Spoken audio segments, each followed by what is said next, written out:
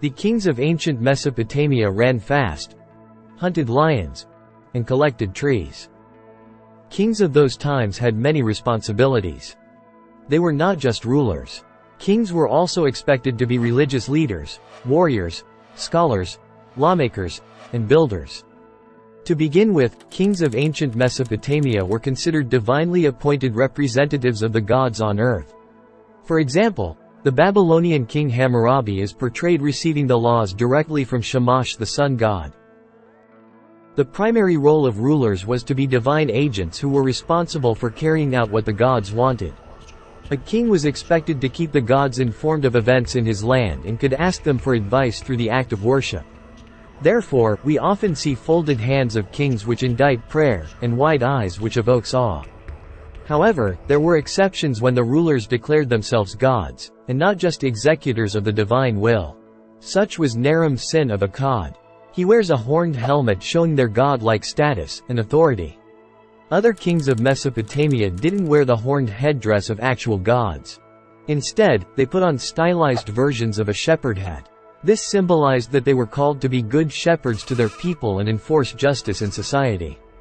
The first reference to a shepherd king is the Sumerian king Urukagina. He set wage controls, limited the amount that priests could charge to perform their religious services, enacted tax reform, and set up charity for the poor. The Sumerian king Gudea became another embodiment of just rule. His reign brought with it some revolutionary social reform that made life easier for common man, woman and child living in ancient Sumer. It was the king's responsibility to make laws. Ur-Nammu is best known as the Sumerian king who composed the oldest extant law code in the world.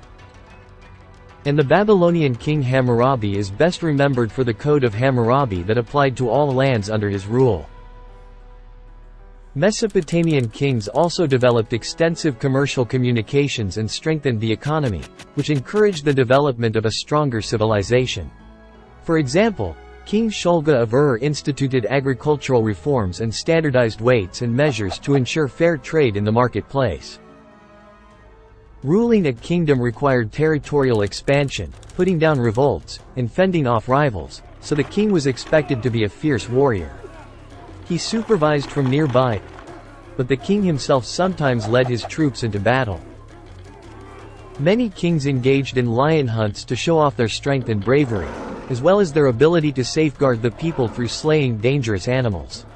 Even King Gilgamesh is shown holding a captured lion cub. This may represent the king's superhuman strength. The kings of Mesopotamia not only did they prove great military leaders, but also devoted themselves to massive building projects.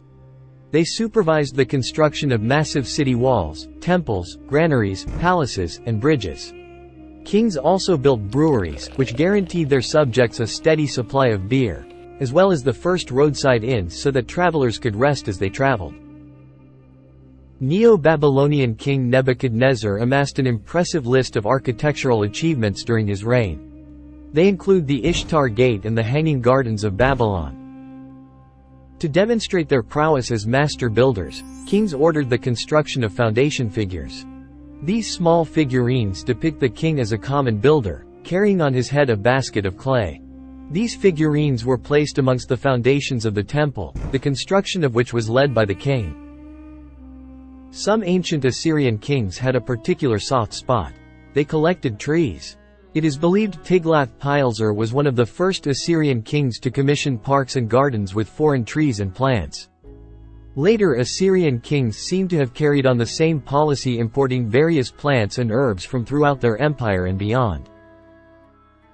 Kings celebrated their own athletic abilities. Running swiftly seems to have been considered a significant part of the king's physical attributes. For example, King Shulga is famously known for running 100 miles in 48 hours. In his poems, he compares himself to a stallion and claims he has great stamina and strength. The kings of Mesopotamia portrayed themselves as powerful in both body and mind. King Ashurbanipal, who ruled the Neo-Assyrian Empire, is a case in point. He created the world's first universal library in Nineveh. The resulting library is regarded to have been the by far most extensive library in ancient Assyria and the first systematically organized library in the world. Other rulers like Shulga patronized the arts and encouraged cultural development.